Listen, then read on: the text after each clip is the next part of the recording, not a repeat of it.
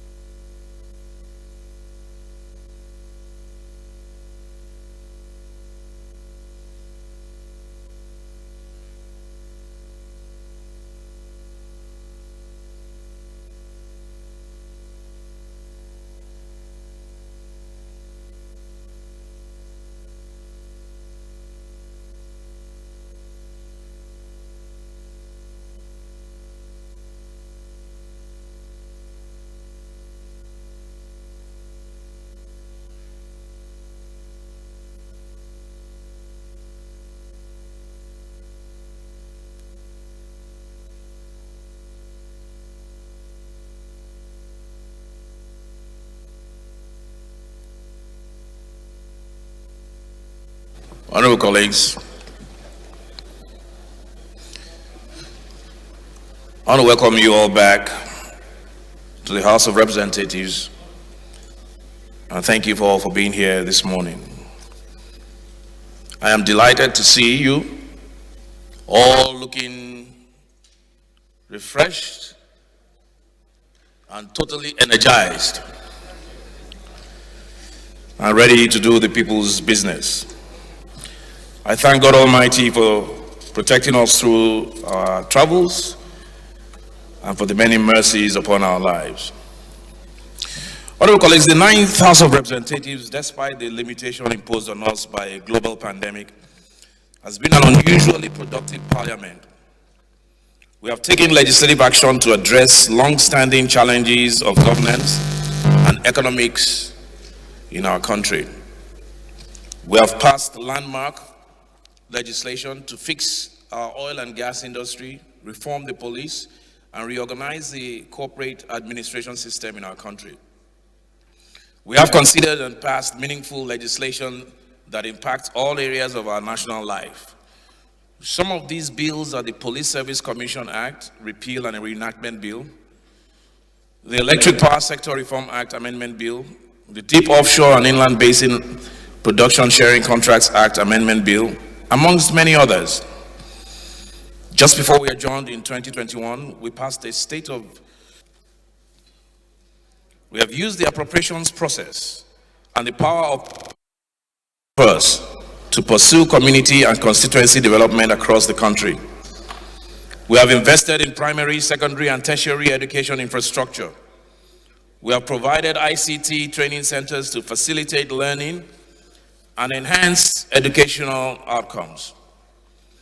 There is at the moment virtually no constituency in this country that hasn't benefited from the significant investment to improve primary health care, rehabilitate classrooms and schools, and provide community roads.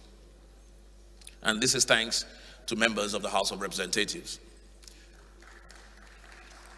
In reminding us of these things, it is not my intention to encourage complacency or give the impression that our work here is done.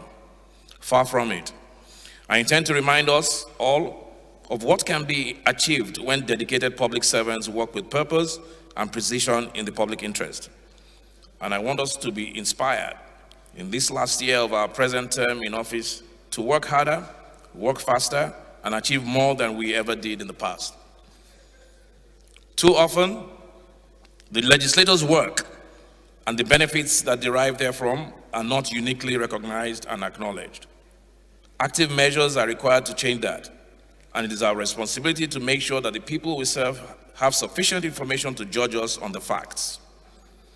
Therefore, it must be a priority for us this year to document our efforts, double our efforts and our success, and communicate the same to our constituents across the nation so that we can be judged individually and collectively by our evident accomplishments. Honorable colleagues, we have a lot still left to do in a very brief time. Principal among these priorities is the Electoral Act Amendment Bill. First, let me express my profound gratitude to all of you for your work to pass this most critical legislation. Now, I'm talking about the Electoral Act Amendment. I commend you all for the work that you put in. Unfortunately,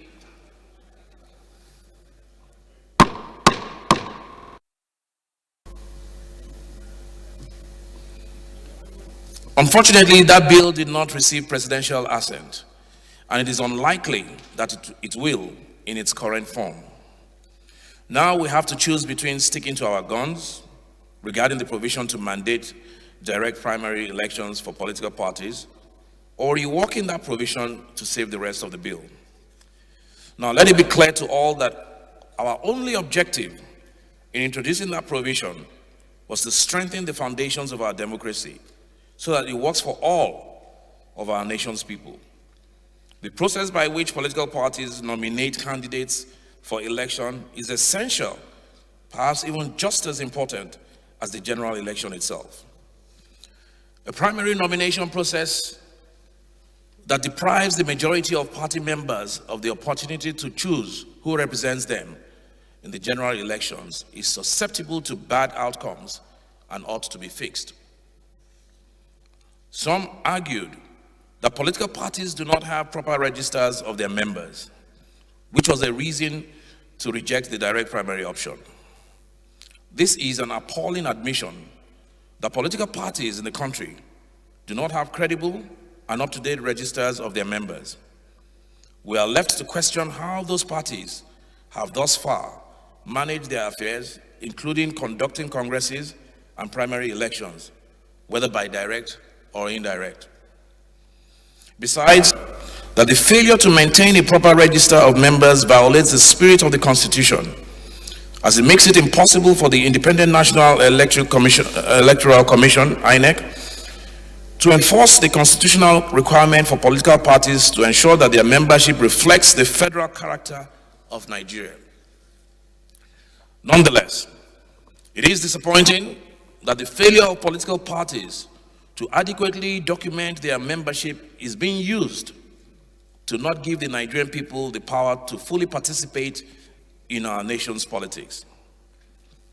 If nothing else, including a direct primary mandate in the law would have forced political parties to properly register their members within the shortest possible time. This would have been the singular most significant reform of our political primary system, party system in a generation. I remain convinced that the proposal for direct primary elections is valuable for building accountability in our political system. But we must not allow the perfect to be the enemy of the good.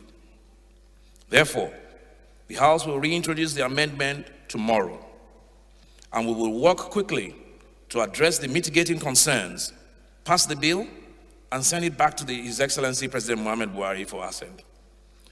As to the issues relating to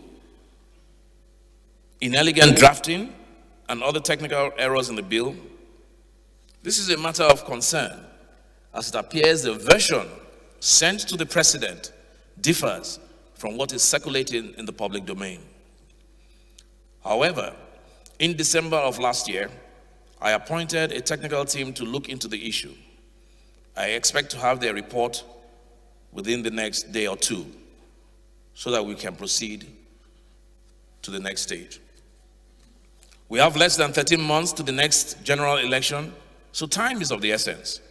A credible electoral law is what the people want. It is what the people deserve, and it is what the people will get. The Electoral Act Amendment on constitutional amendment will prioritize action to pass the constitutional amendment bill in the House of Representatives. Fortunately, we are in the final stages of that effort and will shortly conclude this all-important work. According to the Deputy Speaker, the first set of amendments will be forwarded to the state assemblies for consideration before the end of February. This is the final year we have to conclude work on our legislative agenda and fulfill the obligations of our contract with Nigerians. Let us approach this last stretch with the forthright focus and earnestness that comes with knowing what we are in the face to make good history. The entire purpose of the legislative agenda is to direct our legislative resources and efforts in a coordinated effort to ensure the well-being of the individual in a life of safety and freedom. That is a high ambition, but is well worth the effort. Honorable colleagues, once more, I welcome you all back to the House of Representatives. I look forward to a fruitful year of considerable achievements in the joint task of nation building. And I thank you all most sincerely for your presence here this morning. God bless you, and God bless the Federal Republic of Nigeria.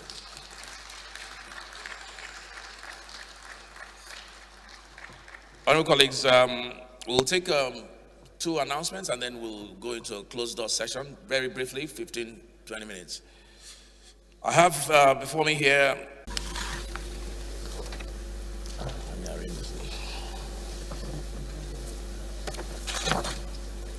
I also have a further announcement by Honorable Ajile Soro Taufik Abimbola. He's announcing the passing to the eternal glory of His Royal Highness Oba David Olajide Omishore, the Olu of Ayekpe Olode in Ife South Local Government. He died 4th January 2022 at the age of 90.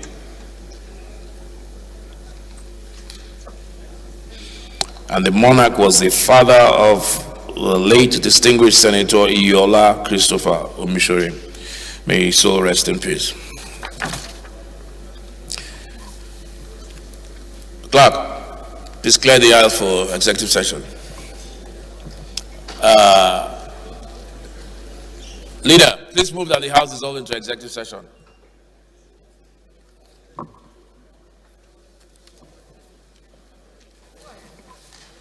Honorable Speaker, honorable members, my name is Mohammed Tahir Mongo. I hereby move that the House be dissolved into an executive session. Deputy Whip.